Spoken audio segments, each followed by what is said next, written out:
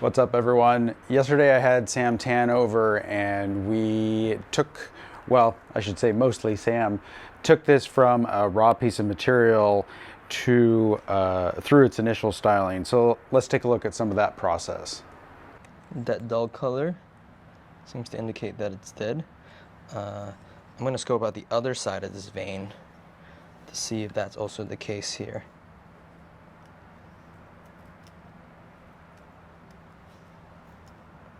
Oh, what's that?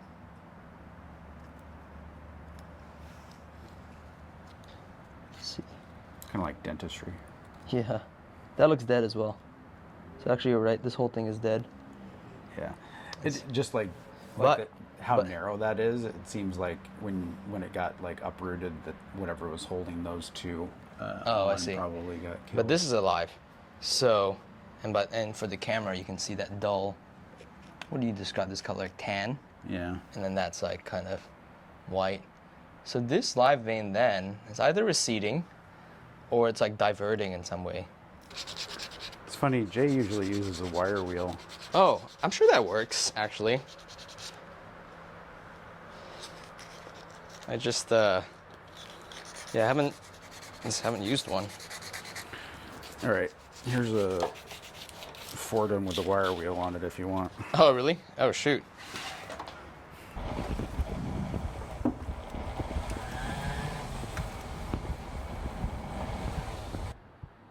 So the trunk has a natural kind of left, sharp move to the left. It's so nice you have this, by the way. That's pretty key. Let's not kill it. I mean, there's basically this point where you've got foliage coming out, and then there's this, and then there's this. Like, everything comes out of like 3 places. Yeah, this can be, what I'm thinking is this can be split. This vein up here, and then this maybe stays up here as like a top piece, and then this becomes like a defining. Oh, so you're gonna split it so you can bring this down? Yeah, potentially. That's... I don't know. I hadn't really, like, I thought, okay, this just goes, and we just, put the top here. And then I thought, well, if you're going to go big, just go big. And, like, literally just leave it as a 4+ foot tall tree. Yeah. I think this tree is about line. So to kind of abruptly end the line here, like, this has some value. Right. So it almost feels more interesting to have the top all the way up here. And then just play around with the levels of foliage, because there's no straight pieces. Like that's the real good thing about this trunk, is like there's really no straight parts. It's all kind of wiggly, and the deadwood's good enough that it's kind of fun to look at. And then the other thing that I remember really liking is this hook, which you can't really see very well right now. Oh yeah. But like right in here, this whole part of the deadwood is probably the best. So you like framing that a little bit so you can really see that. See it, and get some foliage behind it, down into here. Maybe this comes down around here. One point of origin off the trunk. So we're trying to preserve as many kind of distinct points of origin on the trunk as possible. So we have one here, one here, one here. And then we get to this whorl at the top. So like I'm thinking this big guy is great as a back branch. And because we have an almost opposing piece that's going to be in the front. Yep. So based on that criteria, I feel like these two go, and maybe even this one. Like we could keep this one for a while. It won't be a huge issue. I'm just wondering if we need it. This one? Yeah. But actually, it's very leggy. I mean, well, you could use this. I'm just wondering if what I usually do in these situations is wire some stuff out first. Yeah, is like try to position this, try to position that, and then look, like can I use this or can I use some part of it, like creating something tight right there. But you're right, because you're losing the trunk line too. Right. Because there's too many branches right there.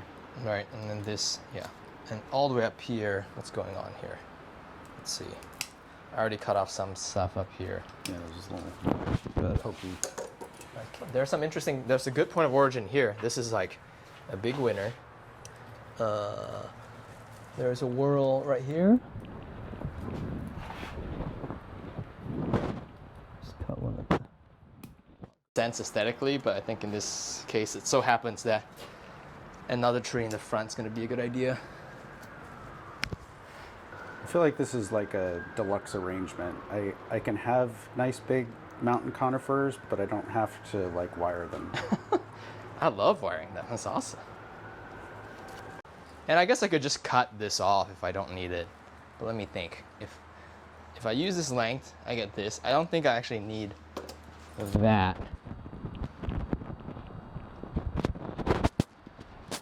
I think, this could be in. I think that's just kind of getting in the way. Yeah, this I could use. Yeah, that little piece. But I also have this, which is kind of nice. That should be okay for now. To kind of sit here. This will go away. So this is going back here. That's the current. Yeah, I think so. So that I'm gonna have to move that around and down.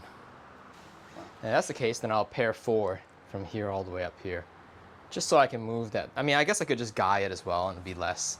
Like a 6 and a guy.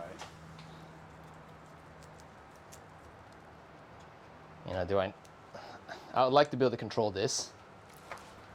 Go for it. It's up to you. I will go forward it. Some 4. Do you have any? Starting to make dad jokes.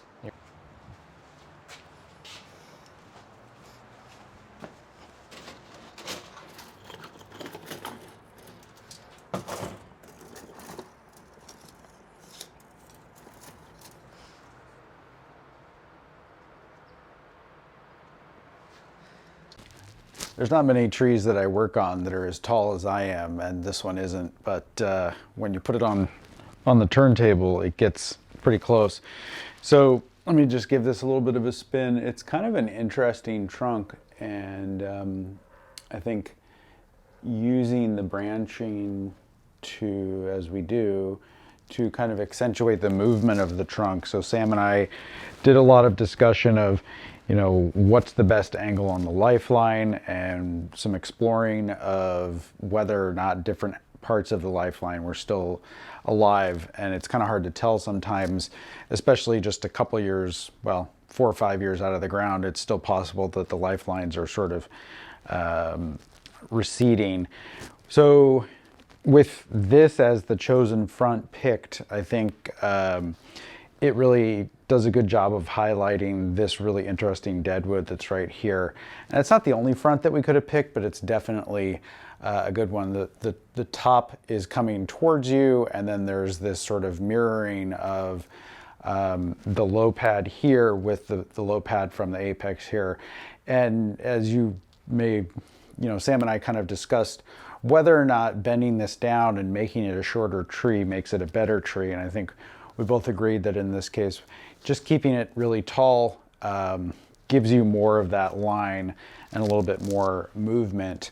I think ultimately there was a little bit of debate that we had about what the exact front is, so somewhere in here, but when you rotate it a little bit, we get a little bit better separation between this piece of deadwood and the top, and a little bit more movement. But if you rotate it too much, then you stop seeing the lifeline here, which is also very important. If you want to check out more of Sam's work, you can find him on Instagram at SamTanBonsai. All right, well, I told Sam that it looked really good, and I hope you guys like it. I think it's got a little ways to go in terms of the crown development, but this is just the initial styling. Thanks everyone for watching. We'll see you next time.